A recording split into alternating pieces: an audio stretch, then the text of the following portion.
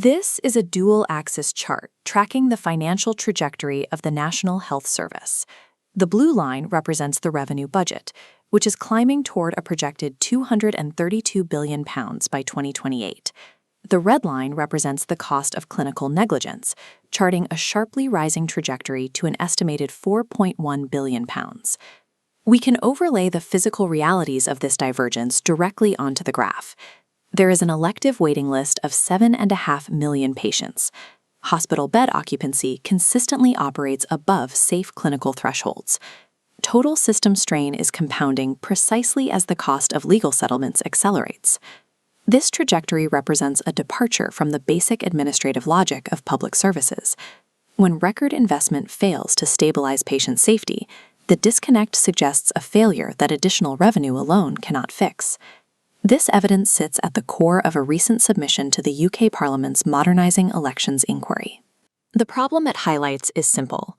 Our electoral law authorizes entry into office, but it provides zero structural mechanisms to track how that authority is executed once a government actually takes power.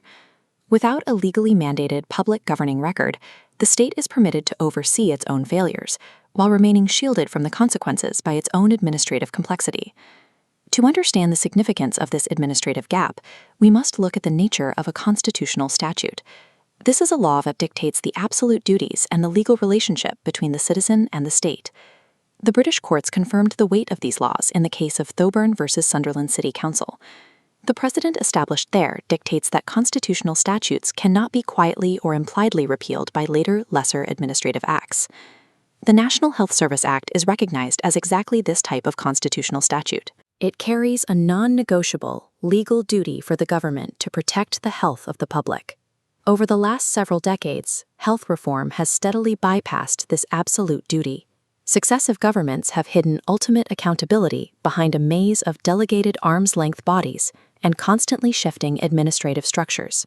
When executives restructure the NHS without mapping specific legal accountability for the resulting outcomes, they are actively eroding foundational constitutional rights by stealth. Fixing this requires a mechanism governed by a strict threshold test.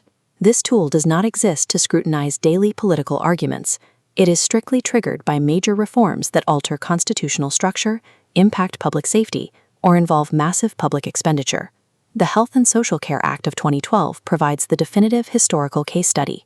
It was a reform that clearly breached this severity threshold, yet entirely evaded constitutional tracking. The 2012 Act shattered the Secretary of State's singular statutory duty to provide a health service. It replaced it with a marketized league table governance model, where fragmented oversight bodies operate based on metrics and rankings, leaving a void in direct accountability. Granting localized autonomy without attaching strict statutory accountability turns these organizations inward. It creates an incentive structure where trusts investigate themselves, prioritize performance metrics over complex patient care, and actively suppress warning signals from reaching the government. The Mid-Staffordshire disaster stands as the ultimate historical consequence of this structure. Corporate self-interest and target chasing were prioritized over basic patient safety, leading to hundreds of preventable deaths. Operational autonomy, when deliberately divorced from statutory accountability, leads to systemic obfuscation. The result is the normalization of preventable harm. The proposed structural fix is a statutory democratic accountability mechanism. In practice, this operates as a highly visible, legally mandated public governing record. This is a governance ledger matrix. Its primary function is accountability mapping. It consolidates fragmented scrutiny from coroners, the Care Quality Commission, and the Ombudsman, formatting it into a single, unified chain of evidence. When an arm's-length body flags a safety failure or issues a Prevent Future Deaths report, this ledger forces ministers to document a legally binding escalation path. It draws a direct connection between the alert and the individual holding the power to fix it. This ledger alters legal liability. By establishing a mathematically traceable chain of events for clinical negligence, it strips away the ability for executives to use system error as a defense mechanism. Mapping exact ministerial responsibilities forces the government to answer for the execution and the consequences of their policies. The shield of organizational complexity is neutralized. We can apply this mechanism directly to current threats. In 2025, NHS England is scheduled to be abolished and reintegrated into the Department of Health and Social Care. Centralizing power back into Whitehall carries severe constitutional risks. It concentrates massive financial power, drastically reduces independent operational oversight, and subjects clinical operations to immediate political pressure. Under a public governing record, an administrative move of this size triggers a mandatory constitutional impact assessment.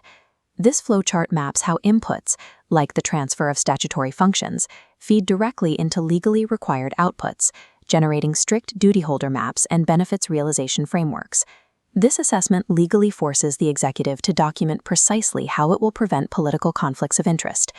Post-implementation, this framework is used to compare the original promises against the actual datasets generated by the reform.